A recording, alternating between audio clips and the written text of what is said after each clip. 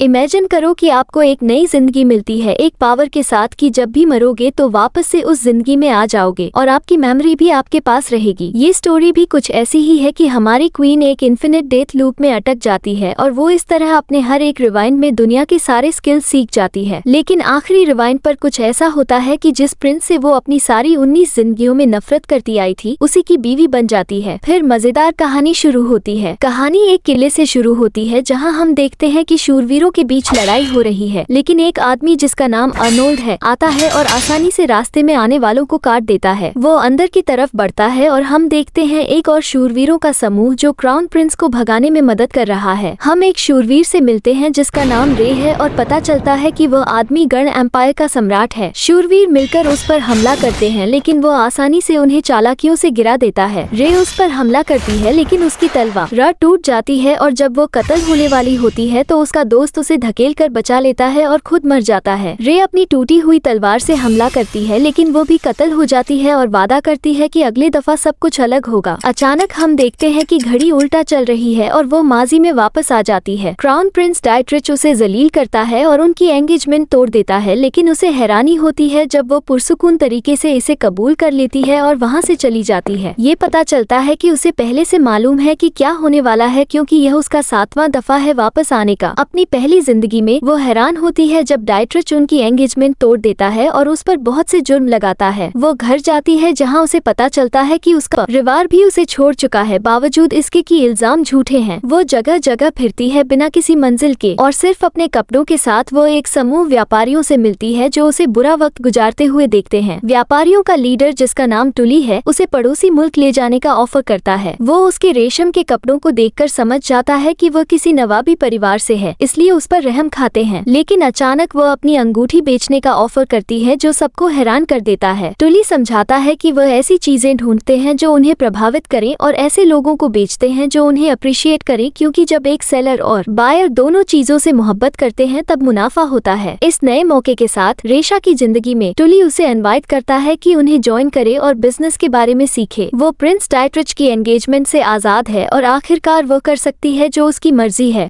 रे Arya trading company join कर लेती है। धीरे धीरे वो मुनाफा करना सीखती है और बाद में अपनी मदद आप करके दुनिया का सफर करती है और सब मुल्कों में जाने का सपना देखती है। लेकिन जब सिर्फ एक मुल्क बाकी रह जाता है तो वो जंग में फंसकर मर जाती है। इसका नतीजा ये होता है कि वो वापस उस वक्त में आ जाती है जब डाइट्रिच उसकी एंगेजमेंट तोड़ देता है और वो बिल्कुल कंफ्यूज्ड होती है। जब उसे समझ आता है कि वो माजी में वापस आ गई है, वो उसका फैसला मान लेती है और इस सिचुएशन को दूसरा मौका समझकर कीमती चीजें साथ लेकर ट्रेड में और तेज तरक्की करने का प्लान बनाती है। वो कारवां से मिलने जाती है लेकिन बदकिस्मती से वहाँ देर से पहुँचती है और वो देखती है कि कारवां पहले ही गुजर चुका है। वो अपनी सारी चीजों को देखती है और अपनी दादी की एक पुरानी किताब मेडिसिनल हर्ब्स की पाती है, तो वो फैसला करती है कि सब कुछ बेचकर समुद्र पार करके मेडिसिन की तालीम हासिल करे। अपनी पहली जिंदगी के इल्म के जरिए जहाँ मेडिसिनल प्लांट्स उगते हैं और जहाँ एपिडेमिक्स होती हैं, वो एक नुमाया शख्सियत बन जाती है और नॉर्थ के एक प्रिंस की जान भी बचाती है। लेकिन पहली जिंदगी की तरह वो फिर से एक जंग में मर जाती है। अपनी तीसरी जिंदगी में वो रिसर्च पर फोकस करती है, एक स्पेशलाइज्ड ब्रांच में अपनी पहली जिंदगी के इल्म पर मबनी। वो एक स्कॉलर डॉक्टर माइकल इवन से मिलती है जिसे वो पहले मिल चुकी होती है और साइंस पर एक गुफ्तगू होती है। जब वो जुदा होते हैं, रे अपनी रिसर्च को अकेले जारी रखती है अपनी थियरी को रिफाइन करने के लिए, लेकिन एक बार फिर वो जंग में मर जाती है। अपनी चौथी जिंदगी में वो एक ड्यूक के घर में नौकर के तौर पर काम करती है और अपनी छठी जिंदगी में वो मर्द बनकर एक शूरवीर बन जाती है। उसने अपनी सभी पिछली जिंदगियां एंजॉय की, लेकिन नोट किया कि वह हमेशा 5 सालों के बाद वही वजह से मरती थी, तो अपनी 7वीं जिंदगी में वो आराम से ज्यादा जीने का इरादा करती है। इस बार रे फैसला करती है कि वो तेज रफ्तार से काम करेगी, इसलिए महल के सामने के दरवाजे से निकलने की बजाय एक मुख्तलिफ रास्ता अपनाती है। वो एक हॉलवे से गुजरती है जब उसका टकराव एक आदमी से होता है और हम देखते हैं कि वो अर्नोल्ड है। रेशा घबरा जाती है और उसे एम्परर अर्नोल्ड कहकर पुकारती है, लेकिन वो शक करता है कि उसे इसका नाम कैसे पता है क्योंकि यह उसका पहला दफा है इस मुल्क में और उसे याद नहीं कि वो उससे पहले कभी मिला है। रे अपना तारुफ कराती है और अर्नोल्ड उसे ठीक करता है कि वो सिर्फ प्रिंस है क्योंकि उसका वालिद अभी जिंदा है। रेशा परेशान हो जाती है और अपनी बदतमीजी पर माफी मांगती है, समझते हुए कि उसकी एंगेजमेंट अभी अभी टूटी है इसलिए वो जल्दी में है। अर्नोल्ड उसे बालकनी से कूदते हुए देखता है और उसे मुस्कुराहट से देखते हुए अपने असिस्टेंट ओलिवर को अपना घोड़ा तैयार करने का कहता है। इस दौरान रेशा घर वापस जाती है है और अपनी कमजोर स्टैमिना की शिकायत करती है। समझती है कि उसे अपना जिस्म ट्रेन करना पड़ेगा। जब वो अपने घर के पास पहुंचती है तो देखती है कि एक भीड़ जमा है और डाइट्रिच तमाशा कर रहा है कि वह कितनी उदास होगी, मगर वो उसे उसकी जगह दिखाती है और कहती है कि वह खुश है कि अब वे एंगेज नहीं है, क्योंकि उसे पता है कि उसकी जिंदगी में खुशी के लिए बेहतर विकल्प हैं। जमात सोचने लगती है कि शायद उसने एंगेजमेंट खत्म की थी क्योंकि डाइट्रिच उदास लग रहा है। वो लोगों को गॉसिप करते हुए सुनकर चिल्लाता है, मगर वो समझाती है कि उसे अपने लोगों के साथ इज्जत से पेश आना चाहिए, क्योंकि रॉयल्टी का फर्ज है कि उनकी हिफाजत करे। वो इस बात पर जोर देता है कि वो माफी मांगे, मगर वो इनकार कर देती है। रेशा के वालिदैन यह मंजर देखकर हैरान है और एक औरत जिसका नाम मैरी है उसे कहती है कि वो उसे दुख देना बंद करे। डाइट्रिच उस पर मैरी को बुली करने का इल्जाम लगाता है, मगर वो कहती है कि वो जाना चाहती है और कभी वापस नहीं आएगी क्योंकि उसे उसकी जरूरत नहीं है। इस पर डाइट्रिच हैरान रह जाता है। वो मैरी की तरफ देखती है, जानती है कि वो उससे शादी करना चाहती है ताकि अपनी फैमिली की मदद कर सके, इसलिए उसने रेशा पर इल्जाम लगाए, मगर वो मैरी को दोष नहीं देती। उसे अपना रास्ता ढूंढने की हौसला अफजाई करती है। रेशा जाने की तैयारी करती है, मगर एक गार्ड उसे रुकने को कहता है और जब वो उसके करीब आता है तो उसे खतरा महसूस होता है, इसलिए वो अपने इंस्टिंक्ट से गार्ड की तलवार लेकर अपनी हिफाजत के लिए अर्नोल्ड की तलवार को ब्लॉक कर देती है। अर्नोल्ड कहता है कि उसे पहले ही शक था कि वो एक स्वॉर्ड मास्टर है और पूछता है कि उसने अपनी स्किल्स कहाँ सीखी। वो कहती है कि यह एक राज है और कि यह उसकी तारीफ के लायक नहीं है, क्योंकि उसे पता है कि उसने अटैक करते वक्त अपना जोर वापस लिया था। डीट्रिच दखल देने का सोचता है, मगर री सबको वार्न करती है कि प्रिंस ऑफ जी लाइन के साथ तशद्दुद न करें। इस बात पर सब हैरान हो जाते हैं क्योंकि वो जानते हैं कि उसका एक खौफनाक रेपुटेशन है एक वॉरियर के तौर पर। री आर्नोल्ड की तरफ देखती है और सोचती है कि वो यहाँ क्या कर रहा है, जबकि उसे समझ आता है कि वो उस शख्स का सामना कर रही है जिसने उसे मारा था, जानते हुए कि उसी ने जंग शुरू की थी। मगर वो उसके सामने घुटनों पर बैठ जाता है और उसे अपनी बीवी बनने की दरख्वास्त करता है। ये सुनकर वो हैरान हो जाती है और सोचती है कि क्या वो सीरियसली कह रहा है, और जब वो तस्दीक करता है तो सब लोग शॉक्ड हो जाते हैं। वो प्रपोजल को इनकार कर देती है, मगर आर्नोल्ड इस सिचुएशन से अम्यूज लगता है और वो अब भी यकीन नहीं कर पाती। सोचती है कि यह अजीब है कि जिस शख्स ने उसे मारा था वो उसका हाथ मांग रहा है। उस वक्त अचानक बादशाह आता है और डीट्रिच अपने वालिद के पास भाग जाता है, जो अचानक उसका चेहरा जमीन पर फेंक देता है। वो आर्नोल्ड से अपने बेटे की बदतमीजी और री से एंगेजमेंट खत्म होने पर माफी मांगता है। वो मैरिज प्रपोजल सुनता है और उसे इसे एक्सेप्ट करने को कहता है ताकि सिचुएशन शांत हो सके। आर्नोल्ड समझाता है कि इतनी छोटी सी बात उनके मुल्कों के दरमियान ताल्लुकात को नुकसान नहीं पहुंचा सकती, मगर वो अकेला बात करना चाहता है। कहता है अगर उसने इनकार किया तो वो अपना अगला कदम उठाएगा। वे बैठकर बात करते हैं और री जाना चाहती है कि वो क्या प्लानिंग कर रहा है, मगर आर्नोल्ड बताता है कि उसे बस प्यार हो गया था। वो उसे याद दिलाता है कि प्रिंस के एंगेजमेंट तोड़ देने के बाद वो फिलहाल महफूज नहीं है। री मान लेती है कि अगर यह उसकी पहली जिंदगी होती तो वो बगैर हिचकिचाहट के एक्सेप्ट कर लेती, मगर अब उसे पता है कि जिंदगी अनेक मौके देती है। उसे ये भी पता है कि जब वह एम्परर बनेगा तो जंग शुरू कर देगा और आखिरकार वो फिर से मर जाएगी। री इसे एक मौका समझती है कि सब कुछ के पीछे की वजह मालूम करे, तो वो उसकी बीवी बनने पर राजामंद हो जाती है, मगर कुछ शर्तें रखती है। वो कहती है कि शादी के लिए जरूरी सामान उसकी पसंदीदा मर्चेंट ट्रेडिंग कंपनी से खरीदना होगा और दूसरे मुल्कों से मेहमान बुलाने होंगे। वो ये भी चाहती है कि वह एम्परर से दूर रहे और कसर में कुछ भी ना करे, ताकि वह एक पुरसुकून और आराम की जिंदगी गुजार सके। और वो ये भी कहती है कि वो उसे हाथ नहीं लगा सकता। वो उसकी शर्तें मान लेता है और वे इंपीरियल कैपिटल के सफर पर निकलते हैं। रास्ते में री अचानक जाग जाती है और अपनी तलवार निकालती है और आर्नोल्ड से पूछती है कि वो क्या चाहता है। वो समझाता है कि वो बस वापस लेना चाहता है जो उसने लिया है। उसे पता चलता है कि वो उसकी तलवार पकड़े हुए है और यह समझ आता है कि उसने वो तलवार ले ली थी जो उसको मारने के लिए इस्तेमाल हुई थी। आर्नोल्ड उसकी इस बात से प्रभावित लगता है कि उसने सोते हुए भी उसकी मौजूदगी महसूस कर ली थी। सोचता है कि वो जरूर बहुत मेहनत से ट्रेनिंग कर रही होगी इस लेवल का परसेप्शन हासिल करने के लिए। उसे ये भी पता चलता है कि आर्नोल्ड ने उन मर्चेंट्स के साथ मुलाकात का शेड्यूल बनाया है जो उसन चुने थे, जो कि आर्या ट्रेडिंग कंपनी थी अपनी पहली जिंदगी से, और वो उनसे जल्द ताल्लुकात बरकरार करना चाहती थी। मगर अचानक उन पर एक ग्रुप डाकुओं का हमला कर देता है, तो आर्नोल्ड जंग में शामिल होने का फैसला करता है और री को अंदर बंद करके उसकी हिफाजत करता है। वो नहीं समझती कि उसे लड़ना क्यों जरूरी है और एक हेयरपिन से दरवाजा खोलने की कोशिश करती है। वो निकलने में कामयाब हो जाती है और उसे देखती है जब वो डाकुओं से निपट रहा होता है। आर्नोल्ड मायूस लगता है क्योंकि डाकू उसकी बोरियत को खत्म नहीं कर पाए, और वो हैरान होती है देखकर कि उसने उनके जानों को बख्शा है। हमें पता चलता है कि डाकू तलवारों में बेहोश करने वाला जहर इस्तेमाल कर रहे थे, जिससे कई गार्ड्स फालिस का शिकार हो गए। वो ऐसे आगे नहीं बढ़ सकते तो वो एक नजदीकी गांव में जहर का एंटीडोट ढूंढने का फैसला करते हैं, मगर री एंटीडोट बनाने का ऑफर करती है जो सबको हैरान कर देती है। वो पौधों को इस्तेमाल करके एंटीडोट बनाती है और गार्ड्स को ऑफर करती है, मगर उनके चेहरों पर शक देखती है तो वो अपने आप को काट कर एंटीडोट को जख्म पर लगाती है ताकि साबित कर सके कि यह काम करता है। वो इसे गार्ड्स को देकर उनका इलाज करती है। ओलिवर उसे कहता है कि वो पर्सनली लड़ने का फैसला करके लापरवाही कर रहा था। कहता है कि उसने री को भी इसमें शामिल कर दिया। ओलिवर देखता है कि री फूल इकट्ठा कर रही है और कहता है कि उसने उसे शामिल किया, मगर आर्नोल्ड समझाता है कि उसने कोशिश की थी कि उसे इससे दूर रखे। वो उसके पास आता है और पूछता है कि उसने कैसे कैरेज से निकलने में कामयाब हुई, मगर वो कहती है कि यह एक राज है। हमें पता चलता है कि जब री सर्वेंट के तौर पर काम करती थी तो उसकी मालिक उसे अपने कमरे में बंद कर लेती थी, तो री ने ताले खोलना सीख लिया था। आर्नोल्ड उसे दिलचस्प पाता है, सोचता है कि वो अगली बार उसे कैसे हैरान करेगी। वो समझाता है कि उसका रियासत एक मेरिटोक्रेसी है, मगर बहुत से लोग अब भी अपनी नस्ल से जज किए जाते हैं। आर्नोल्ड उसे अपने नाइट्स की कहानी सुनाता है और यह जाहिर करता है कि वो उनके बैकग्राउंड्स जानता है, क्योंकि उसने उन्हें पर्सनली चुना था। इसलिए वो रश का शुक्रिया अदा करता है उनकी जान बचाने के लिए। वो कुछ हैरान है क्योंकि उसे लगा था कि वो बुरा है, तो वो क्यूरियस होती है कि नाइट्स उस पर शक क्यों कर रहे थे। आर्नोल्ड समझाता है कि उन्हें पता है कि उसकी एंगेजमेंट टूट चुकी है, तो उन्हें लगा कि वो एक विलेन से शादी करने जा रहा है। वो जाहिर करता है कि उसने अपने वालिद को बताया कि वो एक नोबल फैमिली से है और प्रिंस के साथ मंगनी हुई थी, मगर उसने उसे चुराया क्योंकि उसे वो पसंद है। वो ये भी कहता है कि उसकी दुल्हन किसी और मुल्क की रॉयल फैमिली से होनी चाहिए, क्योंकि उसकी फैमिली को किसी ऐसे शख्स की जरूरत है जो एक होस्टेज के तौर पर काम कर सके। री इस सोच से एक्साइटेड होती है कि उसे चुराया गया और होस्टेज के तौर पर देखा जाएगा, क्योंकि इस तरह उसे ऑफिशियल इवेंट्स में शिरकत नहीं करनी पड़ेगी और वो बस उसके कसर में आराम से रह सकती है। वो इंपीरियल कैपिटल पहुंचते हैं जो एक लौता मुल्क है जहां वो कभी नहीं जा सकी थी, और हमें पता चलता है कि कैपिटल दुनिया में एक अहम असर रखता है क्योंकि यह नेचुरल रिसोर्सेज से अमीर है। कसर में री को पता चलता है कि इंपीरियल विला तैयार नहीं है तो उसे गेस्ट रूम में सोना पड़ेगा। आर्नोल्ड उसे वार्न करता है कि वो जगह बुरी हालत में है, मगर वो कहती है कि वो खुद उस जगह को साफ कर सकती है, जानते हुए कि वो एक होस्टेज है। हमें दिखाया जाता है कि वो जगह धूल से भरी हुई है, मगर री अपने सर्वेंट के तजुर्बे की वजह से जल्दी से जगह को चमका देती है। उसे याद आता है कि कुछ सालों में आर्नोल्ड एम्परर को मार देगा और यह जंग का आगाज होगा, तो वो उसके वालिद से दूर रहने का फैसला करती है। वो पानी लेने बाहर जाती है और देखती है कि कुछ मेडन्स एक सर्वेंट जिसका नाम एल्सी है उसे जलील कर रही हैं। रश उनके करीब जाती है, मगर वो उसे एक मेड समझते हैं और उसे धमकाने की कोशिश करते हैं, मगर वो उन पर ध्यान नहीं देती और एल्सी को उठाने में मदद करती है। और एक मेड जिसका नाम डायना है को कहती है कि पर्दे मत धोएं क्योंकि बारिश होने वाली है, मगर डायना उसकी बात पर यकीन नहीं करती और मजाक उड़ाते हुए चली जाती है। एल्सी री का शुक्रिया अदा करती है उसकी हिफाजत करने के लिए और री उसे अपने कपड़े ब्रश करने का मशवरा देती है। वो सोचती है कि री कौन हो सकती है, मगर वो टॉपिक बदल देती है और उसे लॉन्ड्री में मदद करने का फैसला करती है। दिन गुजर जाता है और वाकई बारिश होती है जैसे री ने कहा था। बाद में री को अपने सपने याद आते हैं कि हर मुल्क का सफर करना जो वो अपनी पहली जिंदगियों में कभी पूरा नहीं कर सकी थी, मगर अब वो उस मुल्क में है जहाँ वो कभी नहीं पहुँची थी। री अचानक आर्नोल्ड की मौजूदगी महसूस करती है और उसे शैडो से बाहर आने को कहती है। वो अब भी उससे प्रभावित होता है और उसके साथ टेरेस पर शामिल होता है और शहर के एस्टेब्लिशमेंट्स के बारे में बताता है। वो ये सब सुनकर एक्साइटेड होती है, मगर वो नहीं समझता कि इतनी सिंपल चीजों से वो क्यों प्रभावित हो रही है। तो वो कन्फेस करती है कि उसकी हमेशा से ये ख्वाहिश थी कि यह जगह देखे। आर्नोल्ड सोचता है कि उसका नॉलेज और फिजिकल एबिलिटीज गैर मामूली हैं, क्योंकि वो एक नोबल फैमिली से है, इसलिए उसे अपनी स्किल्स की जरूरत नहीं। वो याद करती है जब वो छोटी थी और उसकी माँ उसकी हर ख्वाहिश को दबा देती थी, समझाती थी कि उसका सिर्फ एक ही मकसद है, किसी शाही खां से शादी करना और एक बच्चा पैदा करना। री समझती है कि नए मौके के साथ वो सब कुछ बचाएगी जो उसने सीखा, चाहे दूसरे इसे गैर जरूरी समझें, क्योंकि वो अपना भविष्य खुद तय करेगी। आर्नोल्ड अचानक उसके गाल को छूकर वादा करता है कि हमेशा उसका साथ देगा क्योंकि वो उसे प्यार करता है, लेकिन वो समझती है कि वो झूठ बोल रहा है। जाने से पहले वो वादा करता है कि उसे वो सब कुछ देगा जो वह चाहती है, क्योंकि उसने अपना वादा तोड़ा कि उसे टच न करे, और वह हैरान होती है कि वो क्या सोच रहा था। अगली सुबह रश उठती है और ओलिवर उसके दरवाजे पर दस्तक देता है, तो वो जल्दी से अपने कपड़े बदलती है और दरवाजा खोलती है। वो समझाता है कि वो जल्दी आया क्योंकि यही उसका अकेला फ्री टाइम है, और वह देखती है कि उसने सोया नहीं, लेकिन ओलिवर उसे यकीन दिलाता है कि उसकी हालत इतनी बुरी नहीं। कहता है आर्नोल्ड ने भी सफर के बाद एक भी नैप नहीं ली। उसे बुरा लगता है, लेकिन वो यकीन दिलाता है कि सब ठीक है क्योंकि आर्नोल्ड को आखिर एक लेडी मिल गई जो उसकी बीवी बनेगी। उसे पता चलता है कि वो 10 साल से आर्नोल्ड की